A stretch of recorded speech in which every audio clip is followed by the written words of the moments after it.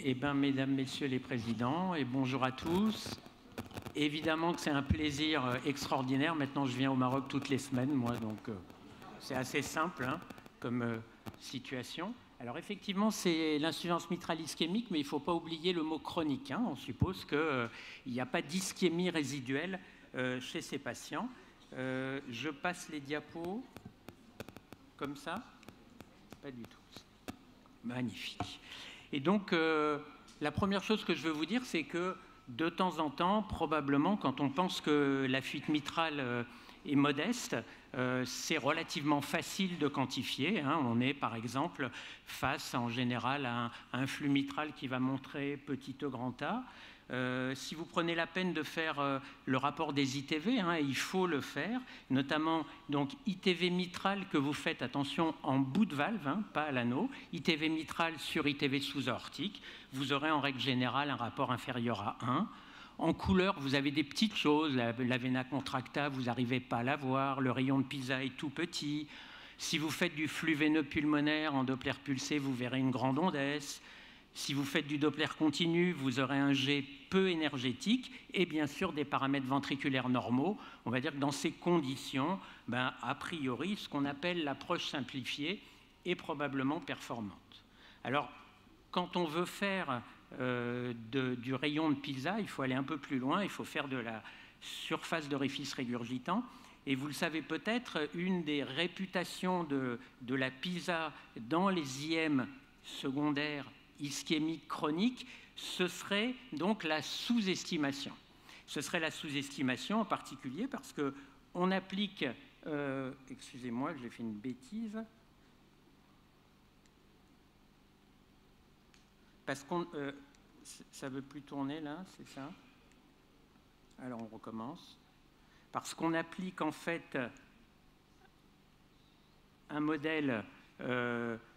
j'ai pas de pointeur là-dessus, je suis désolé, donc je le fais comme ça ou pas? Je ne sais pas. Je ne pense pas qu'on puisse vous montrer... on peut montrer avec une flèche le pointeur qui est de l'autre côté. Excusez-moi, j'ai l'air complètement stupide, mais je vois rien là. Non, ça passe. Bon, écoutez, c'est pas grave. Hein. Donc, oui. Il faut que j'appuie avec ce bouton-là. Je reste appuyé. Oh là là là là! Ah ouais! Eh, vous avouerez que c'est pas mal hein, quand même, hein, mais bon, je vais peut-être essayer de pas trop le faire parce que ça va pas être simple. D'accord, donc, allez, je reprends le fil. Donc, dans ces IM qui ont des réputations d'ellipse, effectivement, vous le savez, la Pisa, c'est un modèle hémisphérique. 2πr², c'est la formule d'un hémisphère. Et donc, une des solutions qui a été trouvée par les sociétés savantes, eh bien, c'est de proposer à ce moment-là d'abaisser le seuil. On va dire que la fuite est probablement importante à partir d'une SOR à 0,3 cm², parce que, justement, ce modèle elliptique sous-estimerait les IM secondaires. Alors, je vous ai montré ici un exemple. À gauche, on a quelque chose qui pourrait ressembler à une Pisa hémisphérique. À droite, on voit bien qu'elle est allongée, qu'elle est elliptique, et donc je ne me risquerai pas à utiliser le pointeur, mais juste à vous dire que certains travaillent sur des formules qui sont intéressantes, hein, pas si dures que ça à appliquer, mais on va dire qu'on va éviter de le faire dans la routine. Mais surtout, la chose qui me paraît la plus intéressante, c'est que probablement qu'en fait c'est l'inverse, et probablement que ce n'est pas une surestimation, mais une sous-estimation, mais probablement une surestimation. Et il y a pour ça plusieurs raisons. La première, c'est que quand vous mesurez le rayon de Pisa, en fait, très souvent, vous avez tendance à rentrer déjà dans la vena contracta. Ce n'est pas facile de repérer la base de l'hémisphère, et on a tendance à majorer la mesure. La deuxième chose, c'est que ces IM sont par essence dynamiques. Hein. Là, j'ai fait un peu de TM, je suis désolé, je ne peux rien vous montrer, mais j'ai fait un peu de TM donc, dans la zone de convergence. Et vous voyez que si vous prenez la mesure en protosystole, vous allez avoir une mesure qui est plus importante qu'en télésystole. L'expérience montre qu'on a tendance toujours à mesurer le plus gros. Et dans les prolapsus, on fait des catastrophes quand on fait ça. Et la troisième chose, c'est ce qu'on appelle un confinement d'entrée. Vous voyez en bas, j'ai fait un zoom, et en fait, quand vous regardez cette jolie zone de convergence, ben en fait, ce n'est pas un hémisphère, ce n'est pas 180 degrés, c'est probablement 110 degrés qu'on a.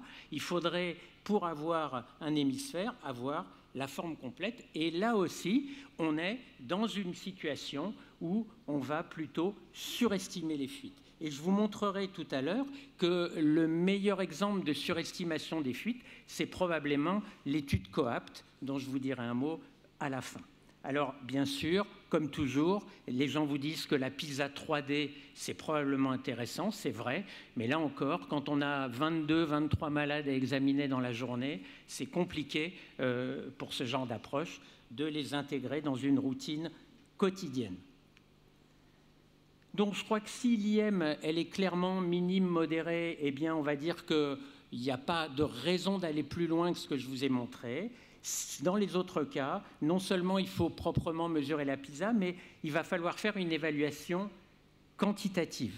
Et là, je vais essayer de vous montrer, hélas sans pointeur. J'aimerais, si par hasard, il y a quelqu'un qui a un pointeur avec un truc, ce serait bien, mais sinon, tant pis. Qu'est-ce que c'est que cette évaluation quantitative? Cette évaluation quantitative, je vous promets que ce que je vous montre, c'est de la routine et j'aimerais vous convaincre que ça peut être de la routine. La première chose que vous allez faire, vous allez essayer d'approcher le volume éjecté par le ventricule. Et il y a une chose que vous faites tous les jours, c'est le Simpson, enfin j'espère, et quand vous faites la différence entre le volume diastolique et le volume systolique, vous avez le volume éjecté. Si idéalement vous avez du 3D sur votre sonde de TT, rien ne vous empêche, et c'est même conseillé, de le faire également en 3D. Et puis, il y a une autre approche qui est le volume mitral. Vous faites l'anneau mitral et l'ITV du flux mitral à l'anneau. Et là, vous avez une autre approche de ce volume systolique, puisque tout ce qui passe dans la mitrale, ça représente exactement tout ce qui est éjecté par le ventricule gauche. Alors, ce volume total, en fait, il est égal à quoi? Vous avez compris, c'est à la fois ce que le ventricule va pouvoir pousser dans l'aorte et à la fois le volume régurgité, c'est-à-dire la fuite mitrale. Alors, comment on calcule ce qu'on pousse dans l'aorte? Là aussi, vous le faites tous les jours. C'est la chambre de chasse et l'ITV sous-aortique, pi d2 sur 4 fois l'ITV sous-aortique. Pour le volume régurgité, on a 4 méthodes. La première, c'est la zone de convergence, la SOR, vous mesurez par l'ITV mitral. Et ensuite, vous avez 3 méthodes. Le volume d'éjection systolique, une des 3 méthodes, auxquelles vous retranchez le volume effectif. Donc vous voyez, là-dedans, si vous excluez le débit mitral, qui est un peu particulier, je pense que tout ça, c'est de la routine absolue et rien de plus. Alors, la première question qu'on doit se poser, c'est on fait la SOR fois l'ITV, volume régurgité, vous lisez dans les recommandations, le seuil est de 60 millilitres pour définir une IM sévère. Alors, pour les IM ischémiques chroniques, c'est un petit peu difficile de s'adosser sur ce seuil. Pourquoi? Parce que vous allez évidemment devoir tenir compte du volume VG, de la FEVG. Je vous donne un exemple très simple.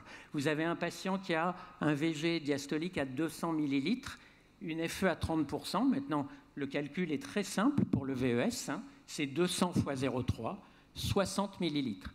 Vous imaginez bien que si la capacité totale du ventricule, c'est de pousser 60 millilitres, évidemment qu'une IM sévère, vous n'attendez pas 60 millilitres et vous allez la situer plutôt autour de 30 millilitres. L'idée, en fait, c'est que c'est la fraction de régurgitation qui est le gold standard, c'est le volume régurgité divisé par le VES total fois 100. Et là, vous avez une définition raisonnable qui est de dire que la fraction de régurgitation à au moins 50% est une IM sévère. Voilà un exemple qui est peut-être un peu fatigué, parce qu'il y a trop de boucles en même temps, mais je pense quand même que vous m'accorderez que chez cet homme de 79 ans, qui a un antécédent d'infarctus, on voit bien la zone légèrement ectasique d'un gros tiers basal inférieur. Il est peu symptomatique, il a une insuffisance mitrale dont on peut calculer la zone de convergence sur 2 incidences. Là aussi, on a fait le travail, donc je vous le montre en concentré. Et l'idée, c'est ça, et c'est vraiment celle sur laquelle je pense que vous devez vous appuyer, c'est-à-dire faire au minimum un calcul de VES total, le Simpson, donc que vous faites tous les jours, ou j'ose espérer que vous le faites tous les jours, éventuellement le volume mitral, je vous encourage à le faire, le VES effectif dans la chambre de chasse, et la SOR par la PISA et donc le volume régurgité, et le volume régurgité par les autres méthodes. Et vous voyez qu'ici, ce qui est intéressant, c'est qu'on se dit qu'entre le volume mitral à 143 et le volume éjecté par le Simpson, ce qui sont deux méthodes totalement différentes, on tombe bien sur nos pieds, on a 143 et 137, et vous voyez qu'avec les différentes méthodes de volume régurgité, c'est pareil, entre 92 et 98 millilitres. Mais ce que je veux vous montrer, pour moi, la diapo la plus importante, c'est celle-ci, celle qui arrive. C'est que ce qui est important, c'est que vous alliez faire votre contrôle de cohérence. On a le droit de se tromper, mais on n'a pas le droit d'être incohérent. Et là, dans cet exemple, on va prendre le VES total qui est autour de 140, le VES effectif à 45 et le volume régurgité par la PISA à 92. Volume régurgité par la PISA, je vous rappelle, qui n'a rien à voir comme paramètre avec ce qu'on utilise pour faire le VES total, par exemple, par les volumes. Eh bien, vous avez compris l'idée. L'idée, c'est oui, dans cet exemple, je suis malin, je ne vais pas vous montrer un truc où je me suis complètement planté. Donc, la quantification est cohérente. Vous avez un VES total à 140 millilitres qui est à peu près égal à ce qui passe dans l'aorte, 45 millilitres, et ce qui est régurgité par l'IM, 92 millilitres. Vous avez une fraction de régurgitation à 68%, c'est une IM sévère, et c'est cohérent parce que ce patient qui est peu symptomatique, vous calculez son index cardiaque, il est autour de presque 2 litres minutes par mètre carré, c'est-à-dire relativement conservé. Donc tout est cohérent, tout s'emboîte, et vous n'avez besoin d'aucun examen supplémentaire pour être très serein sur votre quantification. Alors, je vous montre évidemment les diapos qui vont bien, à savoir que plusieurs papiers sont en train de dire que non seulement la PISA a une valeur diagnostique moins forte que ces données volumétriques, mais qu'en plus, en termes pronostiques, elle est également en retrait.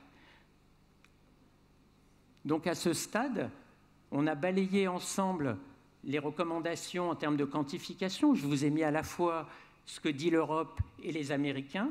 Les Américains, ça fait longtemps qu'ils disent qu'il faut faire de la fraction de régurgitation. Les Européens ont repris le train très récemment, mais pendant des années, ils l'ont laissé de côté.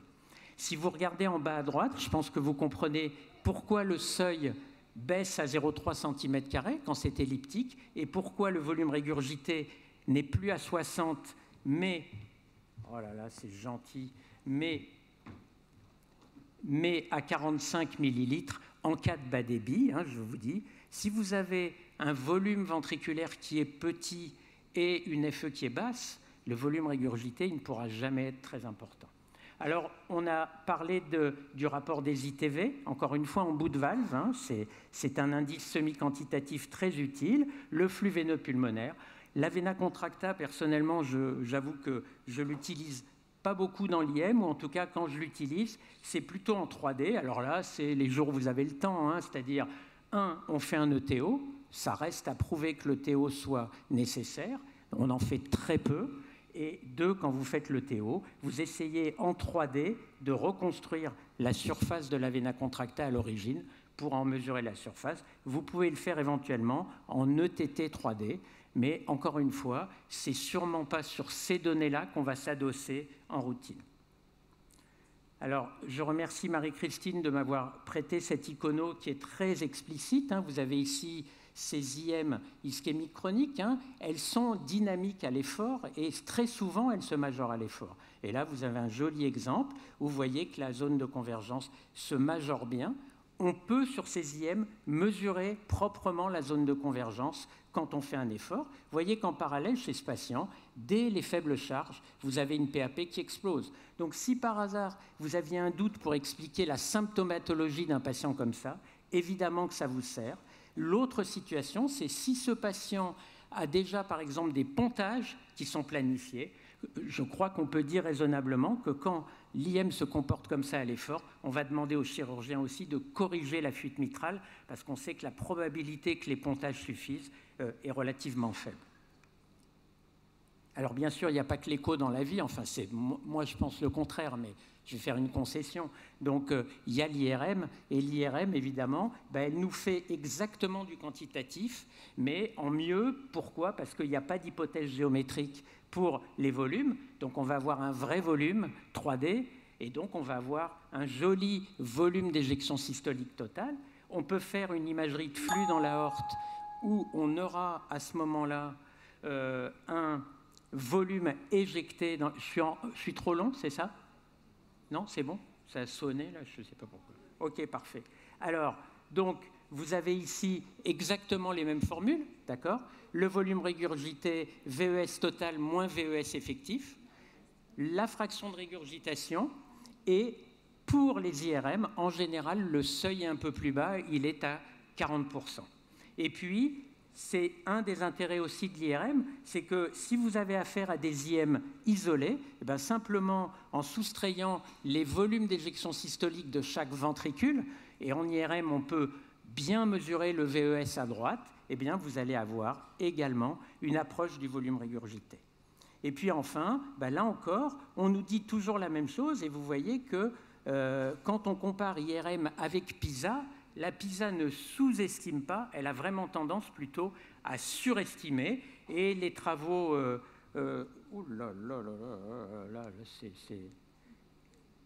là, je suis... Et donc, ce que je voulais vous dire, c'est que les travaux de Lévy nous disent, par exemple, que quand on compare le 3D, le 3D en écho sur le VG, on a des jolis volumes d'éjection systolique et on peut arriver à se retrouver avec des quantifications volumétriques intéressantes. Alors, en conclusion, il n'y a pas de raison de se jeter sur tous les examens d'emblée.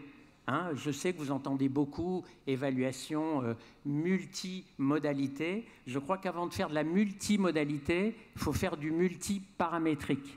Donc, ce n'est pas que la SOR.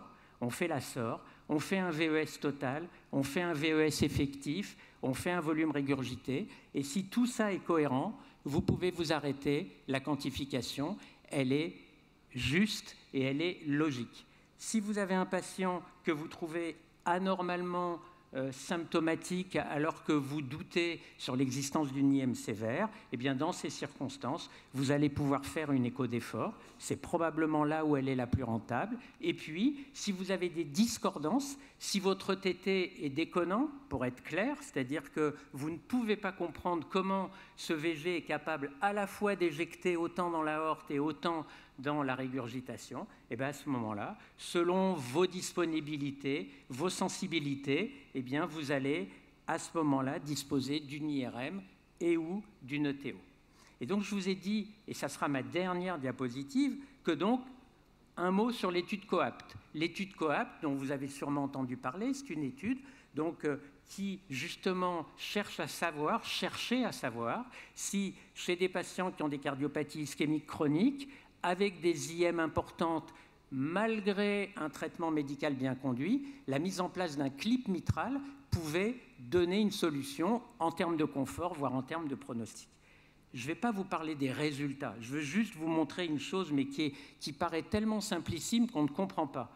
On ne comprend pas parce que c'est quand même, ce papier a été publié dans le New England, ce n'est pas la Gazette du coin, c'est quand même a priori des choses... Et regardez ensemble. Donc, ok, 614 patients, 78 sites. Bon, ça, on n'aime pas trop, mais ce n'est pas grave. C'est le thème du jour, c'est des IM ischémiques. Donc, regardez ce qui est publié dans le papier. C'est écrit noir sur blanc. Le volume régurgité de l'IM, en gros, c'est 60 millilitres. D'accord? C'est écrit dans le papier. Et puis, ce qui est écrit également dans le papier, c'est ça. FEVG 31%, volume 193. Donc, vous, maintenant, vous savez faire le calcul. On peut en déduire le volume d'éjection systolique totale. Faisons-le. C'est 193 fois 0,31. Le volume total est à 51 millilitres. Est-ce que je continue? Vous voulez que... Allez, on va jusqu'au bout. Donc, on fait un contrôle de cohérence. D'accord? On fait un contrôle de cohérence. Le contrôle de cohérence, c'est... Il y a un volume total à 51 millilitres. et on nous dit que l'IM, c'est 59. Donc, ce n'est pas que le patient n'a plus de débit, c'est qu'il a un débit négatif. Donc, ça veut dire que tous les patients sont décédés, ce qui est quand même un peu ennuyeux pour un protocole qui réunit, je vous rappelle, 614 patients. Merci.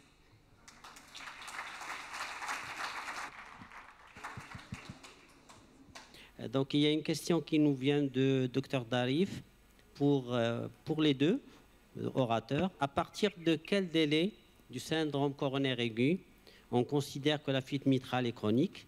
Il sous-entend par là quel est le délai à partir duquel on dira que le remodelage ventriculaire gauche s'est arrêté, qu'il n'y aura pas de remodelage supplémentaire?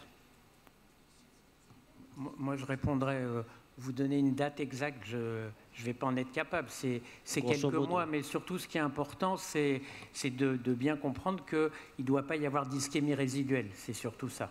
Donc, ce n'est pas des malades si fréquents que ça. Hein. Donc, ce sont des patients voilà, qui, effectivement, ont une IM significative, à qui vous faites un test d'ischémie, et il n'y a pas d'ischémie résiduelle.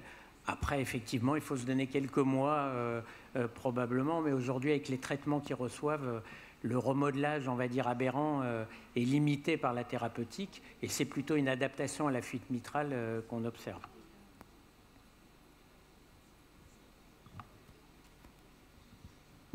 Moi, j'ai une petite question concernant le concept de proportionnalité, disproportionnalité. J'ai pas vu de plaque. Est-ce que vous croyez pas? Je sais que ça a été critiqué par certains en termes de calcul et en termes de... Mais ceci dit, probablement, pour nous en tout cas, en termes pronostiques, la quantification toute seule en absolu n'est pas suffisante. Parce qu'il ne faut pas oublier que c'est une ventriculopathie. Donc quand je vois la fuite mitrale quantifiée, il faut absolument que je regarde sur quel ventricule. Mais c'est exact. Alors, ce que tu dis est parfaitement exact, mais c'est ce que j'ai dit tout à l'heure. Il est indispensable de tenir compte du volume, de tenir compte de la fonction du ventricule. Donc, c'est en ce sens-là qu'on pourrait parler de proportionnalité disproportionnée ou proportionnée, sauf que la réalité, c'est surtout cohérent ou non cohérent. Je pense que c'est pour moi la meilleure terminologie. Parce qu'encore une fois, tu peux te retrouver avec des aberrations.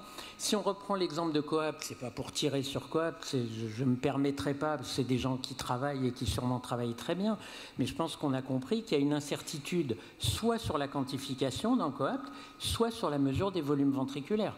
Donc c'est l'un ou l'autre. Et la notion de proportionnalité ou de non-proportionnalité, elle vient de là. Mais à partir du moment où tu as une cohérence, ben, comme on l'a dit tout à l'heure, c'est-à-dire si tu as un petit volume ventriculaire, eh ben, tu ne vas pas pouvoir de toute façon générer un gros volume régurgité. C'est impossible. Donc c'est là où certains ont parlé de proportionné, disproportionné, mais il faut parler de logique ou de illogique. C'est-à-dire que c'est où tu as fait une erreur, et encore une fois, tu as le droit, soit tu as mal évalué ton ventricule, tu l'as mesuré trop petit, pour être clair, en écho, c'est la sous-estimation, tu es parti d'un volume à 150 millilitres, et donc tu te dis, avec 30%, ben, j'ai 45 millilitres d'éjectés, mais s'il est à 250 millilitres, avec les mêmes 30%, ben, tu passes à 75 millilitres de volume. C'est ça et ça revient à ce que tu dis, c'est-à-dire que tu ne peux pas te contenter d'une quantification d'un volume régurgité. Tu tiens compte de l'AFE, tu tiens compte du remodelage et de la taille de ce ventricule. Une des façons d'intégrer tout ça, c'est la fraction de régurgitation. J'ai une petite question. Ce qui me dérange dans l'approche, elle est bonne. C'est-à-dire qu'on quantifie. Mais quand on cherche la cohérence, je peux me tromper un peu et je me dis d'accord, il y a de la cohérence. Et tant que je tombe dans la case que je veux. Et si je sors de cette case, je me dis non, j'ai tort. Et donc, du coup, la méthode devient un peu inadéquate. Non, c'est pas j'ai tort. C'est pas j'ai tort. C'est manifestement ce que je fais m'instille le doute. C'est-à-dire que, et à ce moment-là, moi, ce que j'ai voulu là vous montrer, c'est Enfin, personnellement, vous le savez, je ne suis pas un adepte de bonjour monsieur, ce sera une écho transto, un ETO, un scanner, une IRM et on se revoit après. On essaye d'avoir une certaine construction diagnostique. Donc la construction diagnostique, elle commence par une écho et ce que je dis, c'est que vous avez des moyens extrêmement simples de savoir si, en faisant honnêtement vos mesures, est-ce que vous pouvez rendre ce diagnostic ou non? Parce que je vais te le dire autrement, on a des gens qui nous arrivent avec des IM sévères et en 2 secondes, on se dit ça n'est pas possible. Voilà, ça n'est pas possible. Donc, il faut quand même que ton diagnostic soit possible. Et ensuite, on a tous la même chose. J'ai mal mesuré mes volumes parce que je les sous-estime et en écho, ça arrive, même si on a progressé dans ce domaine. Quand on a du 3D, on fait mieux. Quand on sait mesurer le 2D, en ayant l'expérience de l'IRM, on rentre plus volontiers dans les trabéculations, on essaye systématiquement d'aller bien chercher l'apicale. Voilà, donc ça c'est côté volume. Et puis côté sort, c'est ce que je vous ai montré. Moi, quand c'est le confinement d'entrée, si je demande aux gens de lever la main et qu'ils sont honnêtes, je pense que ça emmerde tout le monde. Le confinement d'entrée, c'est essentiel. Dans des prolapsus de P3, t'as une pizza qui fait 90 degrés au lieu de faire 180 et tu sais que si tu appliques la formule d'un hémisphère, tu multiplies par 2 ta sévérité. Donc voilà, c'est tout ce genre de choses qui te permet de dire soit je suis satisfait, je peux raisonnablement m'arrêter là, soit je vais plus loin pour affiner le diagnostic. Tu conseillerais dans ce cas de faire une corrélation en dehors d'une fuite mitrale entre le volume calculé par méthode Simpson et le volume transmitral et en comparant le VES? Pas tout à fait que ça, c'est-à-dire que je mesure le volume total par Simpson ou par mitral ou par 3D ou les 3, hein, si tu as la chance tu fais les 3, et tu le compares à la somme de ce que tu calcules dans l'aorte et ton volume régurgité par la PISA, donc, dont les paramètres sont totalement indépendants des paramètres volumétriques. Si la somme, tu tombes sur tes pieds, il n'y a aucune raison que tu te sois trompé, ou en tout cas une raison très très faible. Excusez-moi, j'ai une question. On a compris que l'approche volumétrique elle est plus logique pour la quantification des IM ischémiques. Et pour question du calcul du volume à travers, ou bien du débit à travers la valve mitrale. Surtout que l'IM ischémique, il y a un remodelage du VG, de l'anneau, et donc ça constitue une difficulté dans la mesure de l'anneau. Est-ce que pour vous, c'est plus raisonnable de le calculer en 2D ou en utilisant la 3D ou le TO, ça serait plus précis? Si d'autres gens étaient à ma place, ils te diraient que c'est une méthode épouvantable. D'accord, et qu'il ne faut surtout pas la faire, parce qu'effectivement, c'est la méthode la plus risquée. Donc moi, vous avez noté que je vous ai donné 3 méthodes. Du 2D Simpson, du 3D, et éventuellement ce volume mitral. Parfois, on retombe bien sur nos pieds, parfois non. C'est vraiment alors, moi, ce que je recommande, c'est de le faire en 2D, et ce que je recommande à chaque fois, c'est d'apprendre à mesurer cet anneau. Pour ça, c'est très simple, il faut se calibrer. Comme quand on apprend la choro, et bien là, on va apprendre à mesurer, et vous vous calibrez sur des sujets normaux. Vous calculez le débit mitral, vous calculez le débit aortique, chez un sujet normal, ils doivent être équivalents. Et donc, vous allez apprendre à mesurer l'anneau, et l'anneau, ça se mesure de l'intérieur de la valve à l'intérieur de la valve pour ne pas le surestimer. Une fois que tu as fait 20-30 patients normaux, tu vas voir que tu vas commencer à resserrer ton incertitude, à tomber sur tes pieds, et de temps en temps, je te dis notamment dans les barlots, c'est épouvantablement nul. Et là, je sais, des fois, je me prends des vestes monstrueuses parce que je ne trouve pas du tout ce à quoi je m'attendais.